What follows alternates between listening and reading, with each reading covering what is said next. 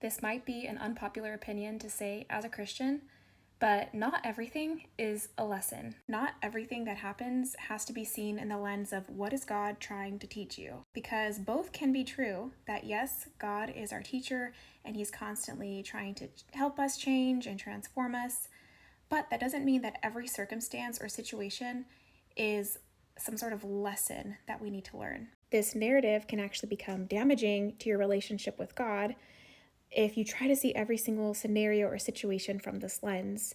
For example, when I was around 18, I got this chronic digestive issue called SIBO, and it lasted for several years, and it was miserable and uncomfortable. And initially, I was praying and asking the Lord to teach me my lesson. Like, what am I doing wrong, or what do you want to teach me or show me so that you can heal me?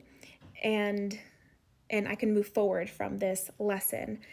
But the lesson that God taught me was to be still. He just wanted me to trust and to rest. And I've noticed this pattern moving forward in my life with most situations, that when you're already walking with the Lord and you're seeking his will day by day, what he's trying to teach you is just to trust him.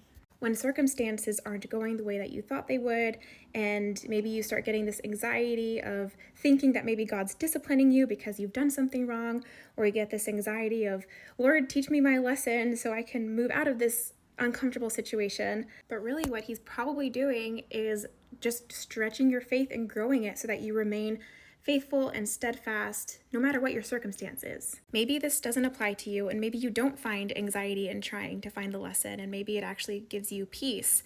And I'm not saying that God isn't teaching us lessons in other aspects, but look again sometimes, because it's not always this big lesson. Instead, he just wants you to rest and be still and watch his plan unfold.